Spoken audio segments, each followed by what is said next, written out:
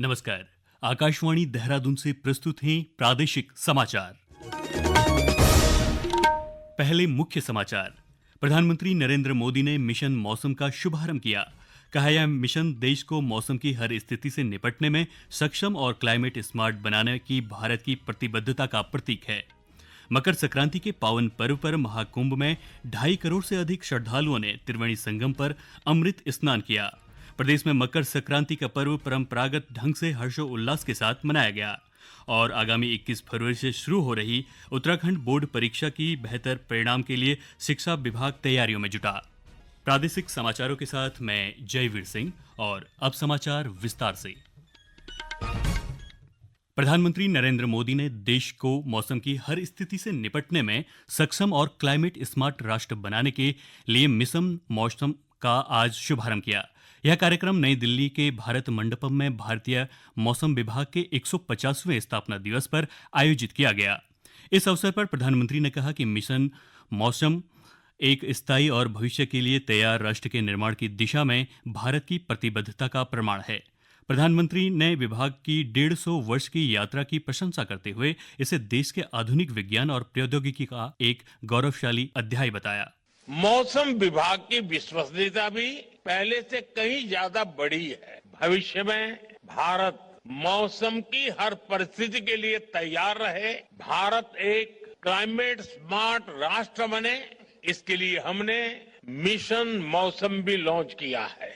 Mission मौसम sustainable future और future readiness को लेकर भारत की प्रतिबद्धता का भी प्रतीक है।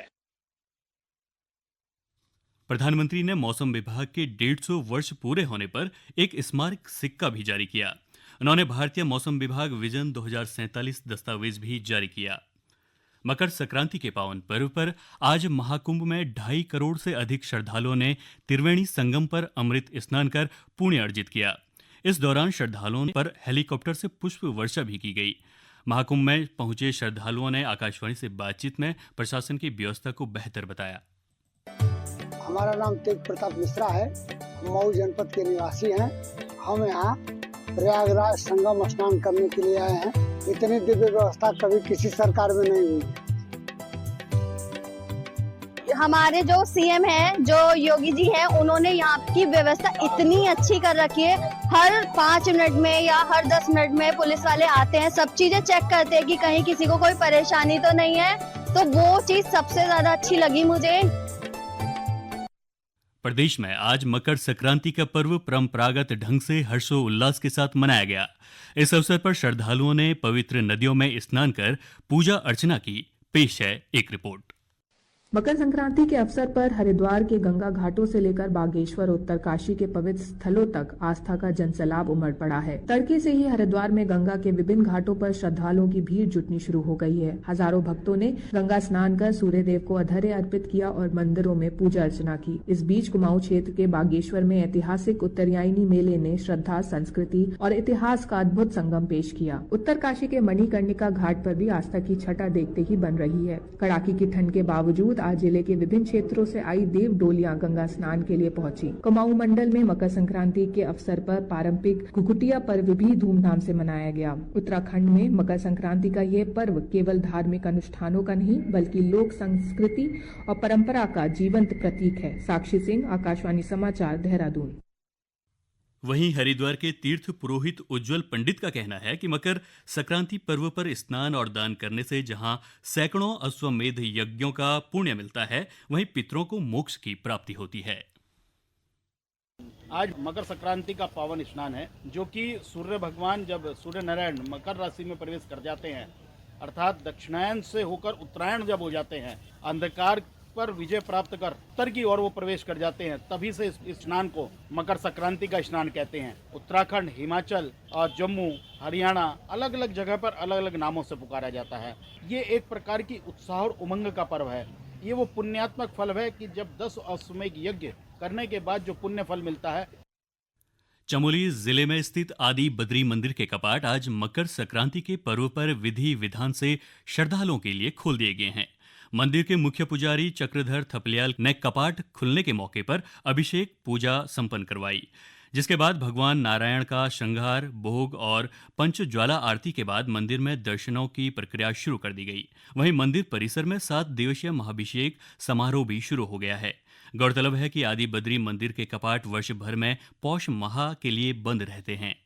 राज्यपाल लेफ्टिनेंट जनरल गुरमीत सिंह ने सशस्त्र बल भूतपूर्व सैनिक दिवस वेटरन्स डे के अवसर पर आज देहरादून स्थित शौर्य स्थल में वीर शहीदों के सम्मान में पुष्प चक्र अर्पित कर श्रद्धांजलि दी। इस दौरान राज्यपाल ने वेटरन्स डे पर पहली बार आयोजित भूतपूर्व सैनिकों की परेड की सलामी भी ली। उन्होंने कहा कि यह दिन हमारे सैनिकों के सर्वोच्च बलिदान को याद करने का अवसर है। आज 9th armed forces veterans day है। बहुत ही खुशी है और कल हमारा 77th आर्मी डे होगा। आज हम सब ने मिलकर अपने मार्टियर्स को, अपने शहीदों को, उनकी सुप्रीम सैक्रिफाइस, उनके बलिदान को आज ट्रिब्यूट किया है। वहीं राज्यपाल ने उत्तराखंड सब एरिया द्वारा वेटरन्स डे के अवसर पर देहरादून में आयोजित कार्यक्रम में 17 वीर नारियों और 10 पूर्व सैनिकों को उनके योगदान के लिए सम्मानित किया। पौड़ी बस हादसे में घायलों को बेहतर उपचार उपलब्ध कराने के उद्देश्य से मुख्यमंत्री पुष्कर सिंह धामी ने संबंधित अधिकारियों के साथ आज देहरादून में उच्च स्तरीय बैठक की। इस मामले में मुख्यमंत्री ने लापरवाह अधिकारियों और कर्मचारियों के खिलाफ कार्रवाई के निर्देश दिए। वहीं पौड़ी के जिलाधिकारी डॉक्टर आशीष चौहान ने बताया कि अस्पताल में हुई लापरवाही की जांच के लिए समिति का गठन किया जा रहा है। माननीय मुख्यमंत्री महोदय द्वारा आज उच्च स्तरीय मीटिंग में निर्देश दिए गए कि पौड़ी में जो हॉस्पिटल को लेके जो कमियां छूटी थी या जिन अधिकारियों के स्तर या कर्मचारियों के स्तर पर लापरवाही की गई थी, तो उसमें एक जांच समिति मेरे द्वारा बनाई जा रही है, जिसमें एडीएम और सीडीओ के द्वारा जांच करके दायित्व निर्धारित किए जाएंगे। उक्त के अतिरिक्त माननीय मुख्यमंत्री महोदय के द्वारा जो मृतकों के लिए सीएम रिलीफ फंड में 1 लाख रुपए की वृद्धि की गई है और गंभीर रूप से घायलों को भी 1 लाख रुपया दिया जाने। प्रदेश में शिक्षा विभाग ने आगामी 21 फरवरी से शुरू हो रही उत्तराखंड बोर्ड परीक्षा के बेहतर परिणाम के लिए तैयारियां तेज कर दी हैं। शिक्षा महानिदेशक झरना कमठान ने बताया कि विभाग की ओर से छात्रों को गुणवत्ता युक्त शिक्षा देने के साथ ही अन्य विभिन्न स्तरों पर विशेष ध्यान दिया जा रहा है। बोर्ड एग्जाम्स की डेट जैसा कि रामनगर बोर्ड है उन्होंने घोषित कर दी है और 21 फरवरी से लेकर 11 मार्च तक की डेट्स जो है फाइनल करी गई हैं। और इस बार ये प्रयास है बच्चों को कि अधिक से अधिक रिजल्ट अच्छा रहे और जो मेनली क्वालिटी एजुकेशन है उस पर फोकस किया गया है। हमने ये प्रयास भी किया है कि टीचर्स अधिक से अधिक उपलब्ध हों। टीचर्स का अपॉइंटमेंट किया गया है, बेसिक में हो जाए या माध्यमिक में भी गेस्ट टीचर्स भेजे गए हैं स्कूल्स में। साथ में हमने इनोवेटिव भी किया है कि हमने टीचर्स की ACR को अब की बार रिजल्ट बेस्ड कर दिया है। मतलब जहाँ पे परीक्षा परिणाम अच्छा होगा तो वहाँ टीचर्स को भी ACR में अच्छी मार्किंग होगी। राष्ट्रपति द्रौपदी मुर्मू ने कहा कि सांख्यिकी उपकरण और मात्रात्मक तकनीक नीतिगत निर्णयों के लिए अनुभव प्रदान करके प्रभावी शासन में महत्वपूर्ण भूमिका निभाते हैं। राष्ट्रपति ने आज राष्ट्रपति भवन में भारतीय सांख्यिकी सेवा ISS के परीक्षार्थियों के एक समूह को संबोधित करते हुए यह बात कही। प्रदेश में कल से एक बार फिर से मौसम में बदलाव होने की संभावना है। मौसम विभाग ने कल राज्य के 3000 मीटर व उससे अधिक ऊंचाई वाले क्षेत्रों में हल्की बर्फबारी जबकि सभी जिलों में कहीं कहीं हल्की बारिश का अनुमान जताया है। मौसम विभाग के अनुसार 16 जनवरी को प्रदेश में 2500 मीटर और उससे अधिक ऊंचाई वाले क्षेत्रों में हल्की बर्फबारी की संभावना है। ड्रग्स फ्री देवभूमि अभियान के तहत पौड़ी पुलिस ने शंकरपुर चेकपोस्ट पर चेकिंग के दौरान करीब 79 किलो अवैध गांजा के साथ 3 लोगों को गिरफ्तार किया है। उनके खिलाफ NDPS एक्ट के तहत मामला दर्ज किया गया है। अंत में मुख्य समाचार एक बार फिर।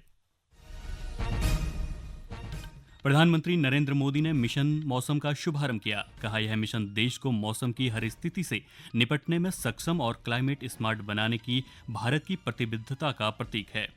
मकर संक्रांति के पावन पर्व पर महाकुंभ में 2.5 करोड़ से अधिक श्रद्धालुओं ने त्रिवेणी संगम पर अमृत स्नान किया। प्रदेश में मकर संक्रांति का पर्व परंपरागत ढंग से हर्षोल्लास के साथ मनाया गया और आगामी 21 फरवरी से शुरू हो रही उत्तराखंड बोर्ड परीक्षा के बेहतर परिणाम के लिए शिक्षा विभाग तैयारियों में जुटा।